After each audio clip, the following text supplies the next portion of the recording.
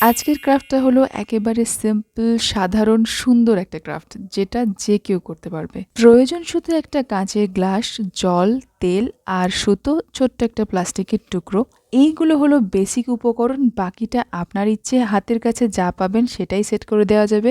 আজকে আমার স্পেশাল উপকরণ হিসেবে আছে বিরিয়ানির এই কৌটোটা। তো এটাকে কেটে কুটে একটু ঠিক করে নিলাম। একেবারে নিচে কিছুটা ধুয়ে রাখা বালি দিয়ে নিয়েছিলাম। আপনারা এর জায়গায় চাল, ডাল, গমও দিতে পারেন। পর এভাবে আস্তে আস্তে করে জল দিয়ে নেবেন। আর লাগবে একটা প্লাস্টিকের টুকরো। আমি এখানে বোতল কাটা দেখালাম ঠিকই, তবে এটাতে না কাজ হয়নি, বারবার সুতোটা পড়ে যাচ্ছিল। তাই পরে একটা ফ্ল্যাট দেখে প্লাস্টিকের টুকরো কেটে নিয়েছিলাম, ওই বিরিয়ানির যে কৌটোটা থাকে তার ঢাকনা, ওর প্লাস্টিকটাই।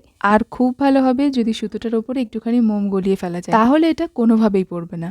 তো আর কি, এভাবেই বানিয়ে ফেলুন একেবারে কম খরচে, ঘরে বসেই সুন্দর সুন্দর মোমবাতি, না জলবাতি, তাই না? আর স্পেশাল দিনগুলোকে আরো স্পেশাল করে তুলুন।